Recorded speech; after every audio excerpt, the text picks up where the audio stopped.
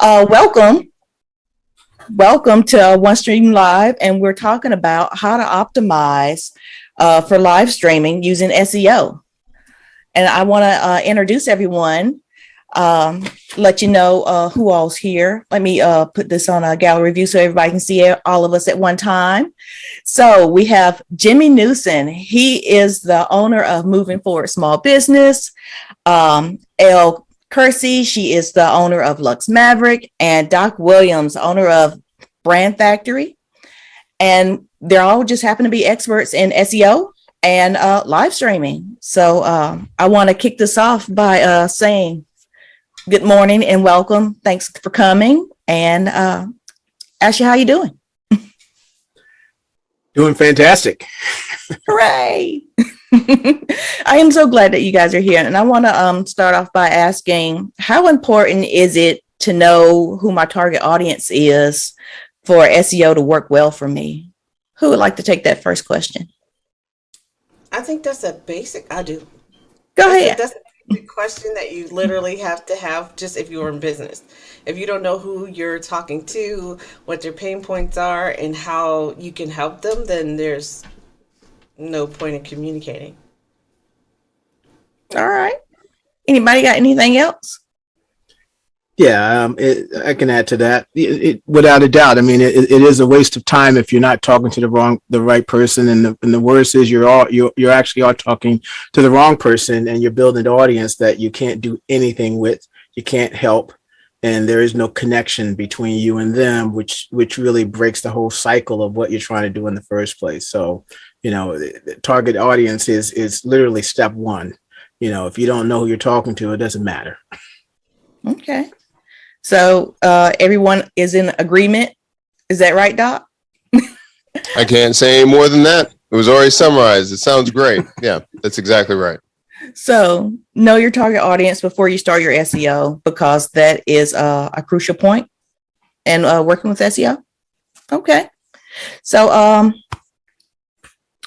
with keyword research and knowing who my target audience is, what's a good way to start with finding my keywords? All right, I guess I can start there. Keyword research is that next level. When it comes to keyword research for me, I'm sure everybody may have a slightly different way of looking at it. I try to find keywords, around your products and services, but really based on the problems and the solutions that they solve. Because if they're leveraging keywords, it all depends on where in the buyer's journey you want to start your acquiring your leads, your prospects and your leads. And the top of the funnel is where we start to kind of cast that wide net. So we're looking for keywords that are broad enough to, identify a problem that your target audience is having, and then kind of reveal, and I use that to kind of reveal what the potential solution is, which at that point should be your products or services. So, at the top of the funnel, we're focused more on the problem. At the bottom of the funnel, we're focused more on maybe brands, some branded keywords, content, things like that. All right. I agree with that. I was just about to ask you guys agree. Doc, you're very quiet, or unless you're holding back. No, I mean, I agree with all those things. I think it's important, depending on what the end game is. Is it for awareness, for your authority in the space? Are you trying to sell a product or service? And then from there, being able to research appropriately. I have a few examples of this.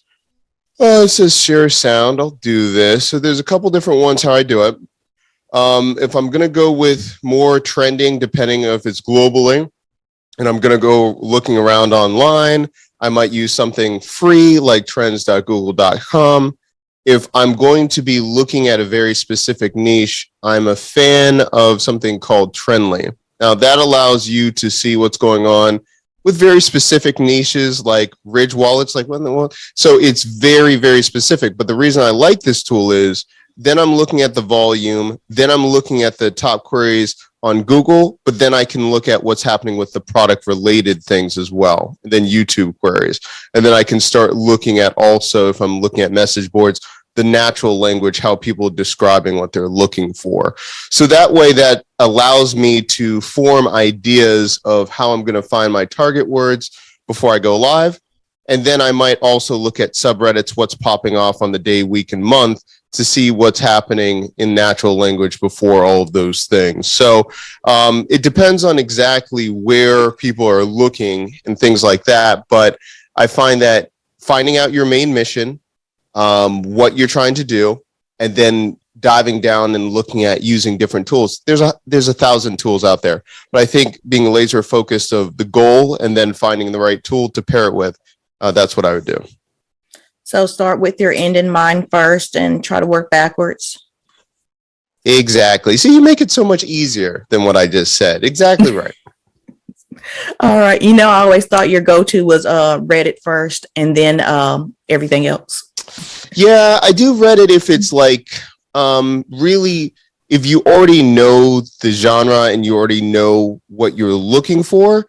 Yes, if you're looking to like look at global trends, I'll usually do trends.google.com. But you're right. If you're already like in the niche and you already know, like, I'll give you an example. There's a game that just came out, like for Forbidden West. It's Horizon Zero Dawn. It's the second game, but there is a very specific character that everyone hates. And then there's a subreddit of everyone. It's the guy's name and everyone hates him. And it's just them rambling on. So it's like, you can really get deep into these different niches and subgenres. So Reddit can be there. It's just, you've got to untangle all of the things in Reddit, which can be fun, but also frustrating and time consuming if you're not right on the nose. All right. So Jimmy L. Yeah. Do you guys have go-to SEO search tools for your keywords? Do you have a favorite?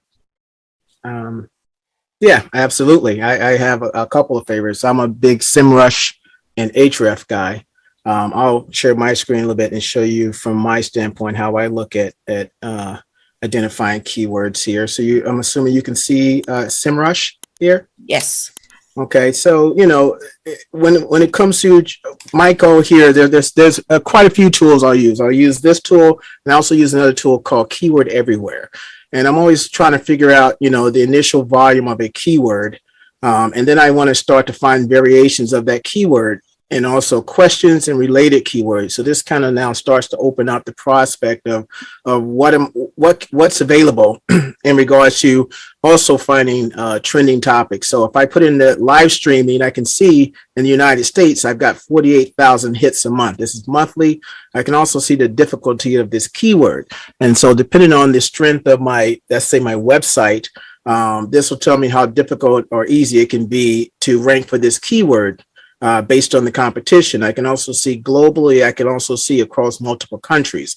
So there's a lot of ways to start to understand this. And then you'll notice here, this keyword is listed as informational. There's 4 types of keywords that you can find. There's informational, there's navigational, commercial, and transactional. So understanding, and those kind of fit in that buyer's journey again, at the top, awareness, in the middle, decision, at the bottom, consideration. If I'm trying to create content around a specific topic, then I'm more interested in the questions. So I can see the questions that are being asked online, and I can also see the volume. So then this also helps me determine how do I position this, if I'm trying to optimize a live stream or if I'm trying to optimize any content, I'll use this to kind of really formulate the titles. So I know I'm not building a beautiful castle in the middle of the desert where no one can find it. So this is a great tool, but if you want to go free, you can always go with the Google's keyword planner as well. But this is one of my favorite tools because this is where I start even with my keyword research. The other aspect is you mentioned that I did in a 6-part event that was really on competitive research. And that's another place to find great keywords is by making sure you have the right competitors, because your competitors could be ranking for things that you're not, and now bring new keywords onto your radar. All right. That's good to know. Will I need a website for SEO to work for me? Do I need to put my videos on my website? Well, I definitely have an opinion on that. Anybody else? I think you do. And the reason why, can you get away without a website? Yeah, but why? The website is your foundation. If you don't have a foundation, I always say people build a lot of businesses on social media platforms. But at the end of the day, if they go MySpace on you, you've lost everything. And so you have to have a website, and I hear a lot of reasons why you shouldn't. And I'm like, okay, good for you. But I'll tell you what happened when the pandemic hit. Anybody that wasn't secure online was invisible. And then that just changed the whole game. And moving forward, you have to be digital and analog, or offline, rather. That's my music terminology coming out. All right. Oh, Elle, I know you have a physical business and you have several online businesses. How have you used SEO to work for your business?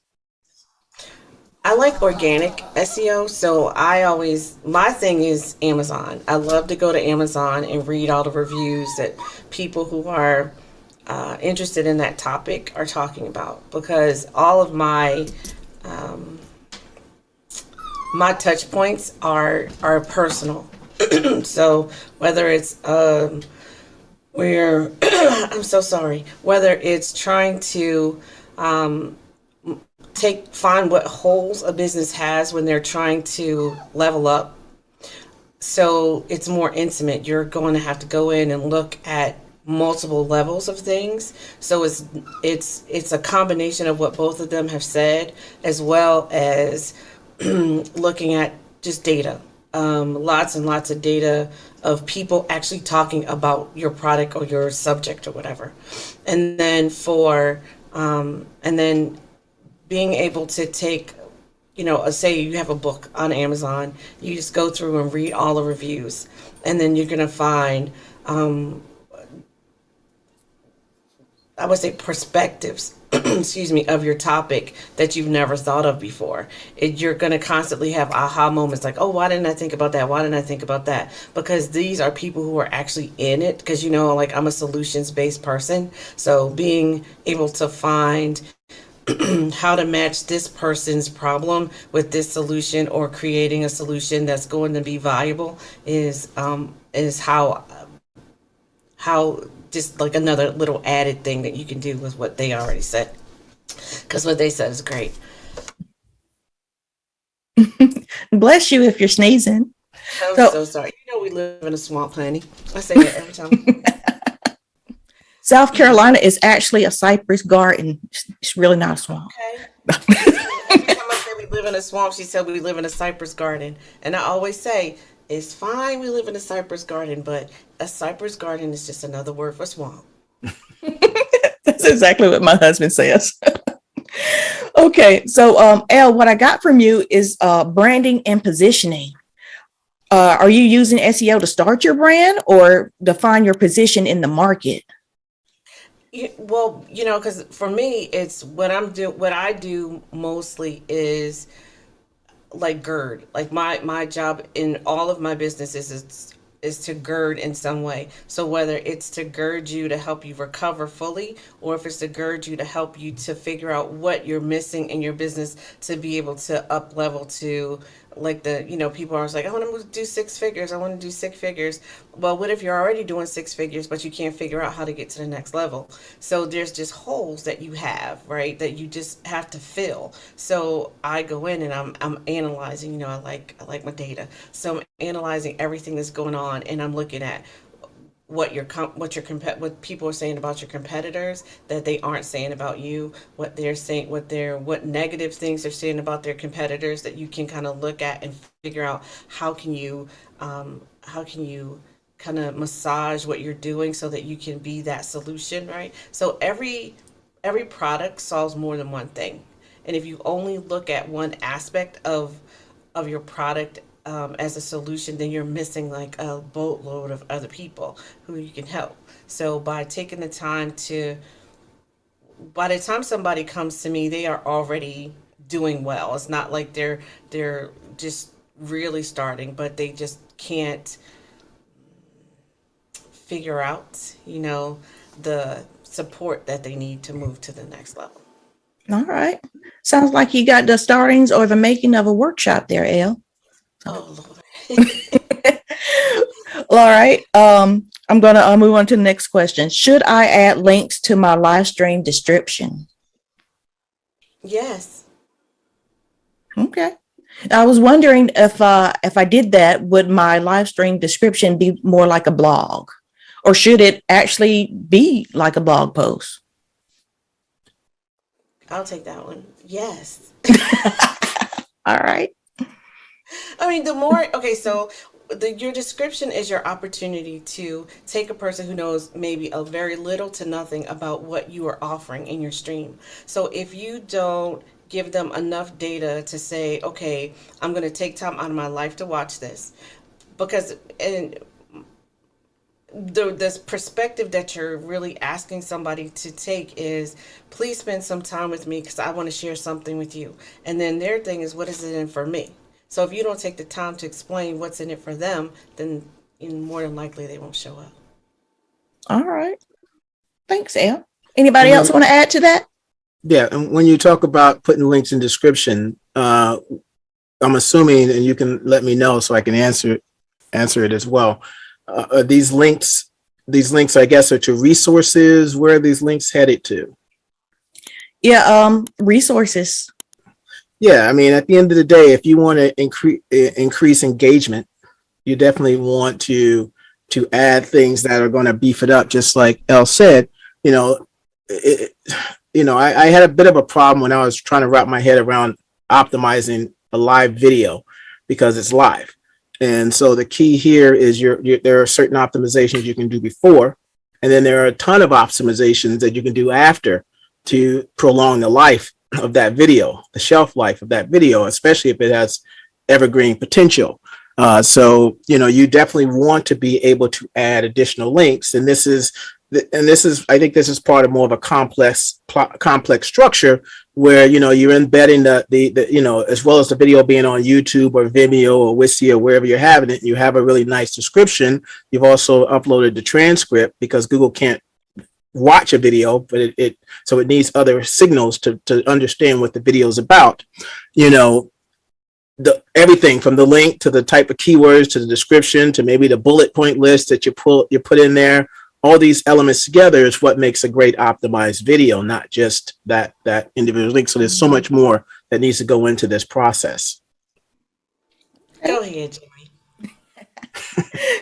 Oh, I think it just depends on which streaming platform you're on, right? Because if you're using Instagram Live, if you're doing live on YouTube, if I'm streaming also on Amazon at the same time, it depends on what all of those platforms are looking for. So I just think about, okay, what platform do you want to stream on? And what do you plan on doing afterwards? Because maybe I'm a pessimist, but I'm like, listen, just plan that no one's going to show up to your live one. And this is always going to be just used for repurposed content. So just think about it that way. So how are you going to start with the content? Like if they just found you, just think about it that way. I agree. all right. Because we went through a whole series of a process like that, right, Erica? It's true. I don't care if you called it live, because most of the time you have family, you have okay. So I guess I'm like the touchy feely one here. I guess it's like so. I have feelings. Good. But what I'm saying is like okay, so you plan to sit down and watch this, but all of a sudden especially during COVID, so many people getting sick, so much just things going on in the world. There's a war, there's this, and you're distracted and you forget. So you have to, like Doc said, be prepared for nobody to show up. But later on, what are you going to do with that data, right? So, what we did for Erica and I's latest project was we took a summit. Was a summit session? What do you call it? Yeah, we took a session, right? So that's a whole day, right? So then we chopped it up into segments, and we restreamed it. We chopped it up. We took the whole thing and we restreamed it twice a day, morning and evening. And then we took the individual segments and we played it 3 days a week because there was three segments in the session, and then we broke it down. And so each day one plays, and then it tells you, watch it the next day. So then because, and we also cut it down, and we did a recap. So what I did, so think about how people watch football, right? So this is my thing. I always like mix things together that don't really go together, but they come together in the end. So bear with me. Okay, so we took the football. So there's think about football. You got all the pregame stuff. Ah, you have all the football game. Ah, then the after show is like, yeah, the highlights was this, that. So I was like, okay, so let's take that thing. We did that. We so what we did was the day after we invited a different podcaster from Urban Topic to come, because it's just Eric and I. So we have way too much estrogen. So we needed somebody with some testosterone and who actually understands this whole play football thing, right? So we took, because we were newsjacking, and just for if you don't know what newsjacking is when you take a popular thing that's happening in the news and you like have a event around that topic, right? Just for the people watching. Okay, so we newsjacked it. And so we had, so he came on and he was explaining all the stuff about football while me and Erica were talking about all the touchy-feely parts, right? And so we had 3 different segments, like I said before, and we took 2 questions from each segment and we all made a comment about that. Then we edited the video into a whole nother thing. So that plays every day. So you can, instead of the 4 hours of the whole summit, you can watch 1 hour of the overview. And if you want to see more, we always say you can go watch the whole thing, or you can watch that specific segment. So we're giving people lots of options from the same data. Yeah. I want to throw in that we were using OneStream Live for that, and each video that we put up, we sent it out as live.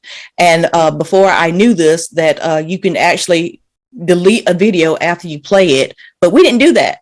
We let each video play and left it up. And each video got comments on Facebook, Instagram, and LinkedIn.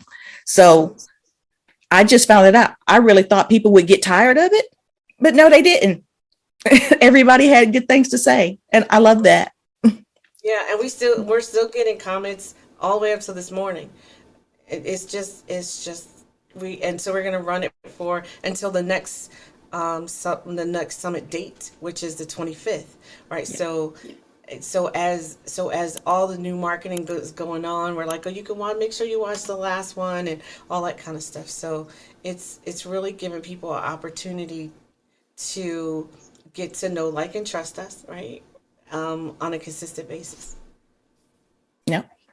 So, Doc, you've been running a live stream show for about 2 years now. Is that right? What month are we in? Yeah, it's 2 years. Yeah, it's 2 years in 6 days. Okay. Well, happy anniversary. Thank you. So, have you found that long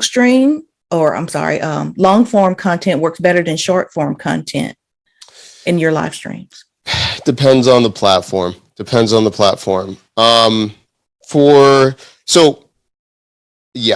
the thing is, I'm streaming on multiple platforms, about 9 to 10 at the same time, but for different reasons. So for Longform on Facebook, I'm just using it because it's already doing my basic transcriptions before I chop it up using Repurpose. So I'm just streaming to Facebook for that. So the simple answer is, it depends. For YouTube is trying to do so many things on their platform. They're not rewarding live streams as much unless you're using it a certain way. So I'm always like, what are you using it for? I have seen that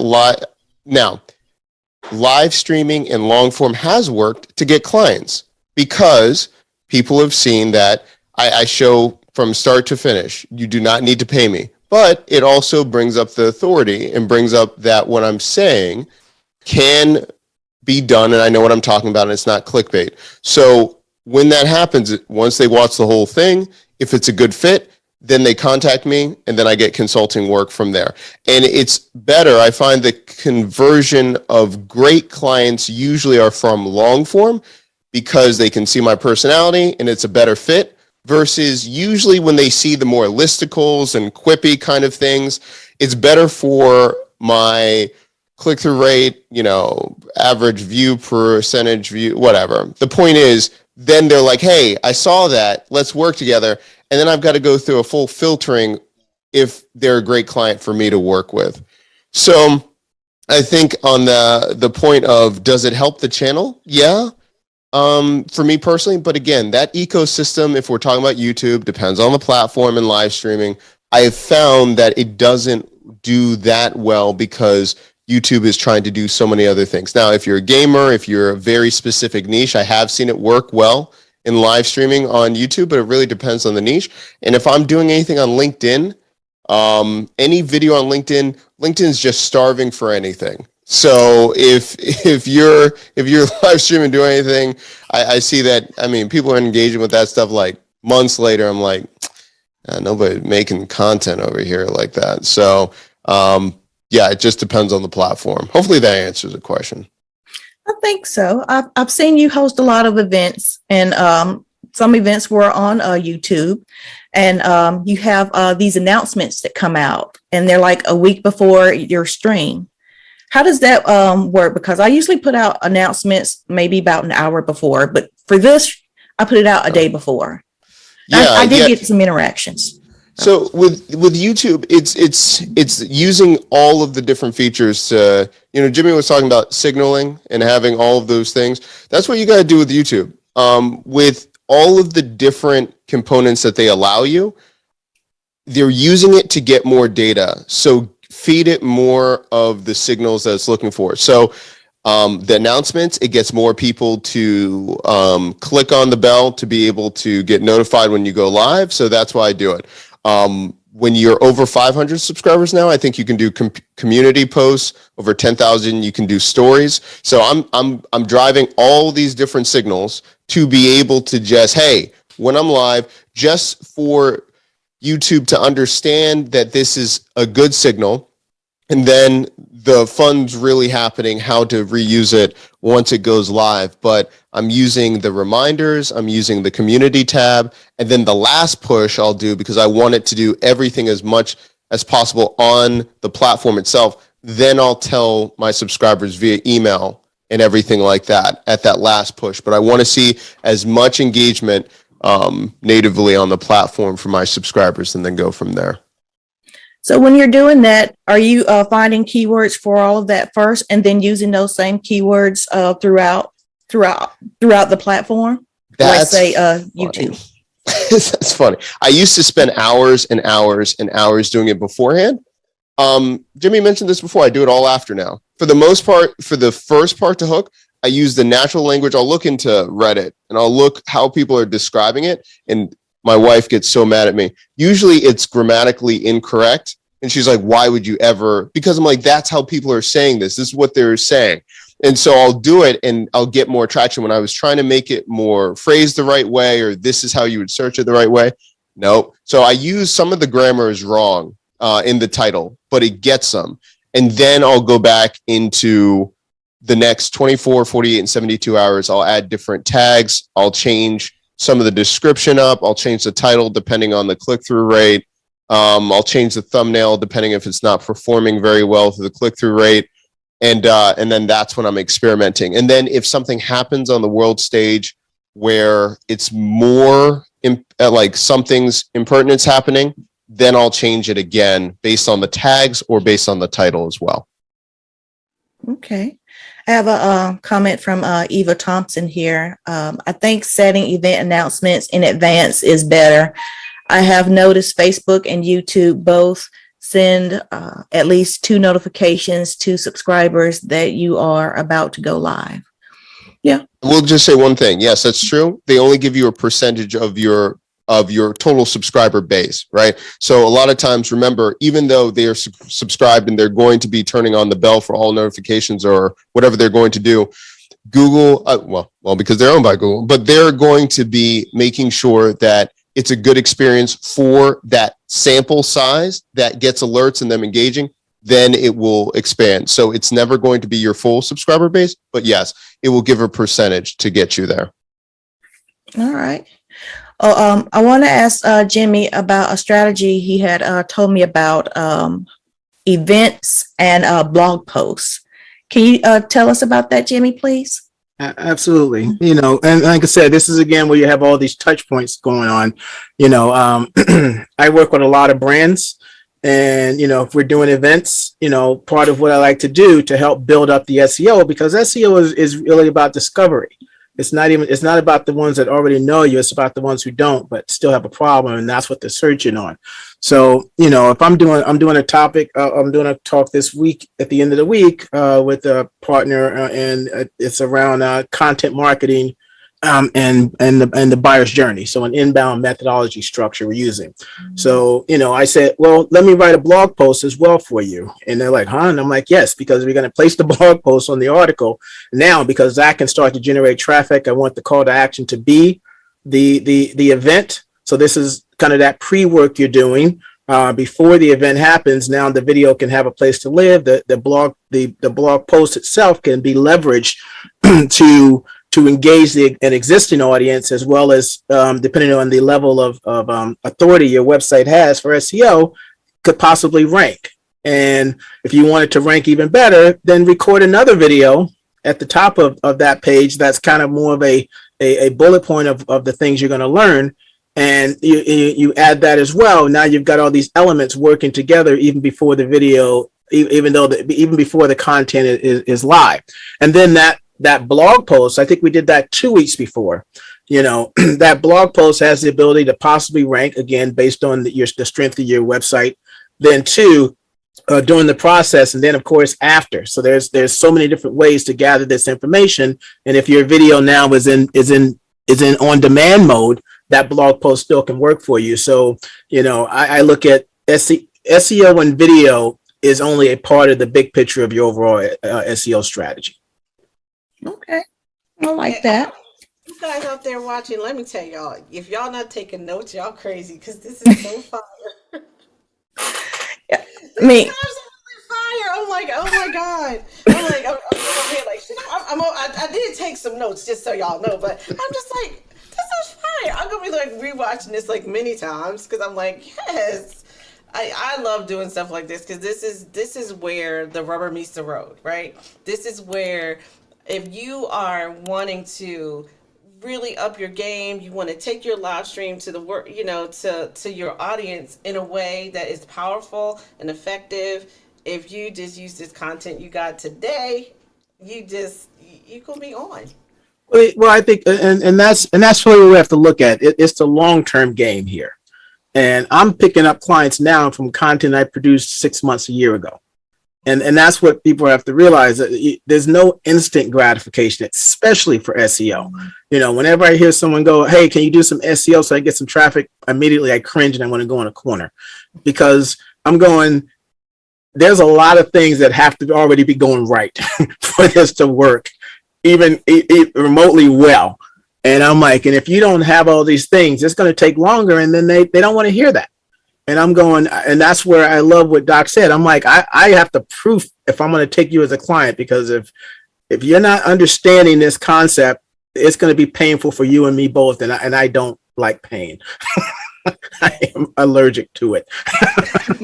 So we need to come to an understanding and agreement and understand really what SEO is. It is absolutely worth every penny.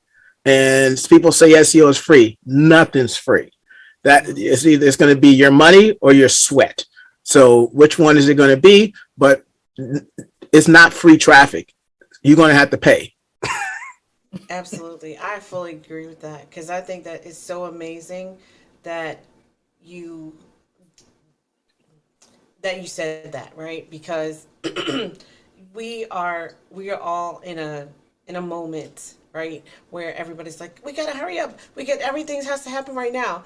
Sweetie, look, nothing's good. If you weren't planning this forever ago, let's say, you don't have any conversation ready.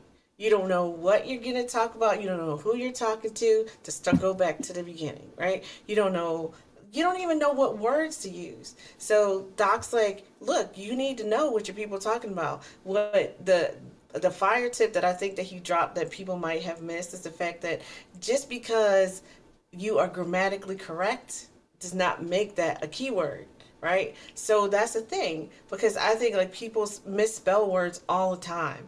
And so now y'all know I'm going to try a strategy of like, what's the most common misspelling for certain words? And I'm going to try that as a keyword. We're going to see if that works.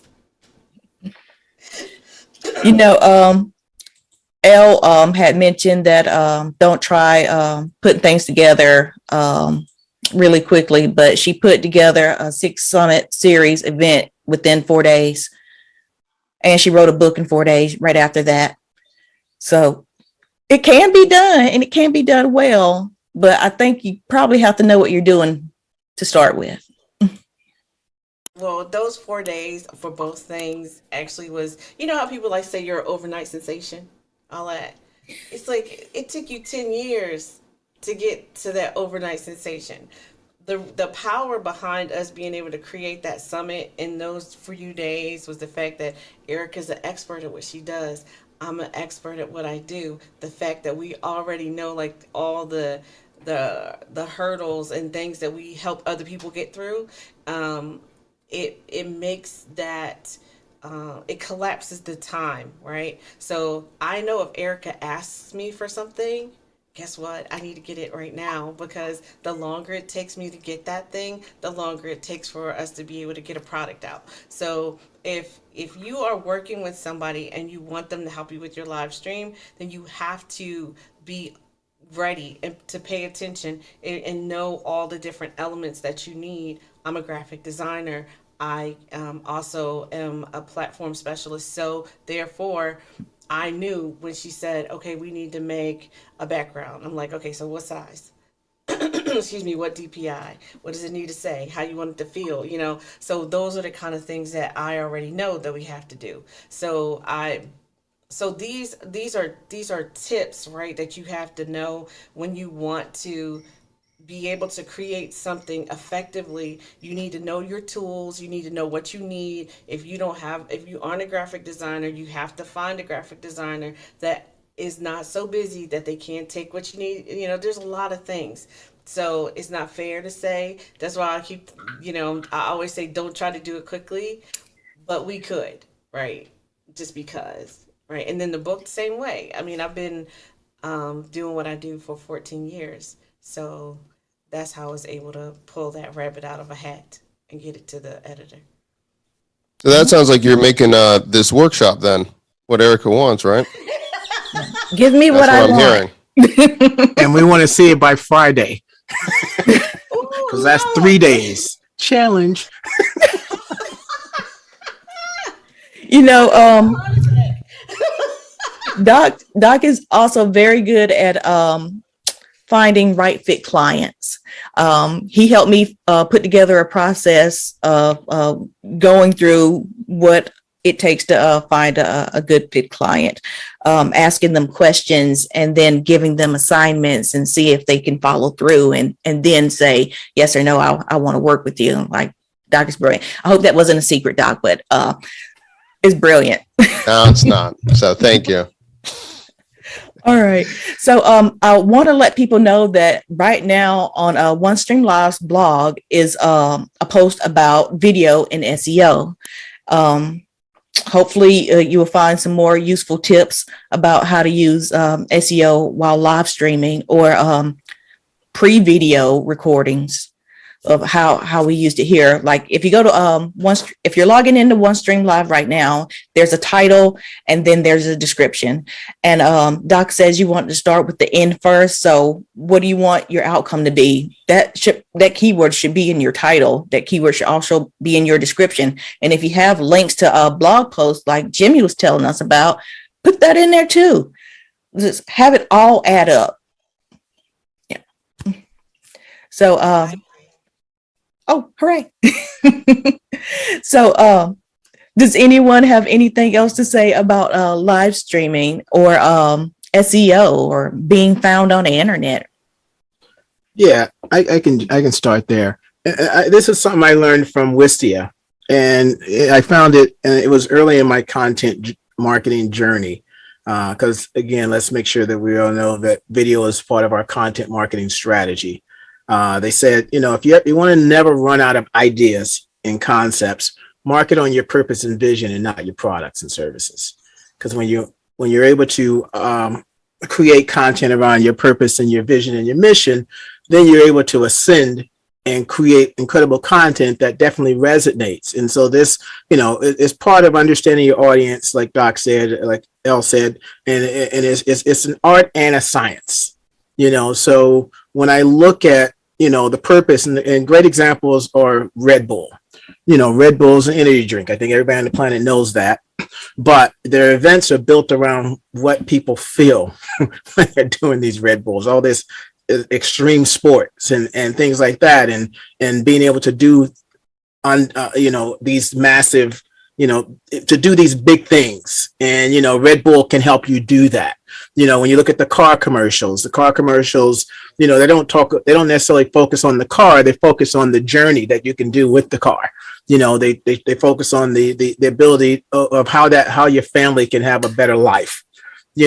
So you're looking at all this content. Now you can explore keywords around those, because I'm taking it back to that keyword that we're looking at, and form and create even more content, around, results. I look at features, benefits, results. So how can I create content around results, things where people want to be, future pacing them, putting them in a position where they can see that vision of what they look like in the future based on your products and services.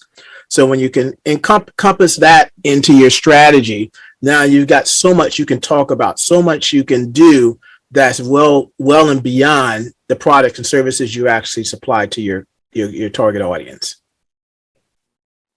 All right. It's really good. Yeah, that was amazing. Yeah. Thank you. I know we are talking to each other, but you guys, I'm always like talking to the people that's watching. Like, if you catch this on live, you catch this on replay, you need to like try to download this, because this is so good. This is so good. It's like hosting a live show allows me to meet brilliant people. And Yeah. I love that. But I love what Jimmy just said. There's just so much, and Elle was just saying it. This is the thing. People don't do a lot of it in the balancing. I think number one, live streaming, I think, is a cheat code, because it can allow you to repurpose it so many different ways. When you do live streaming and you have long form, you can chop it up to be short form. You can do audio experiences, clips, all of these things. I just think live streaming, along with live streaming and everything, like Jimmy was just saying, I think people just overthink it. I just think people are looking at all this stuff. They're like, I've got to be perfect at this. I've got to learn this. I've got to take this course. Just get out of your own head and just start doing it. Write it down and just do it. And I think when you're live streaming, if you can find a comfy chair, you feel comfortable, you talk about something that you love, just click record. You can sift all this stuff out later. You can do transcriptions to it later. You can put it on a website later. You can do all these things. But if people decided to start this and during the pandemic, it's already 2 years in. Like, think about if you just started doing it 2 years ago or 5 years ago, whatever, you would have had all of that stuff that you could have been putting out on your blog, and all of that stuff that you could have been an authority. You would have had so much more data online and have that for your brand. I think experimenting or figuring out how to be discovered or be famous or do whatever, I think it's consistency, it's having passion, and then when the right timing happens, then it's all these things coming together. And then if people want to call it luck or whatever, it's just timing and prep. And I know someone said it somewhere. I don't know who said it, but that I really think that's what it is. And if you can do that, your niche does not have to be large. You don't have to be the next, pop culture sensation. You can make a really good living understanding your audience and finding just a few hundred people to really impact their life.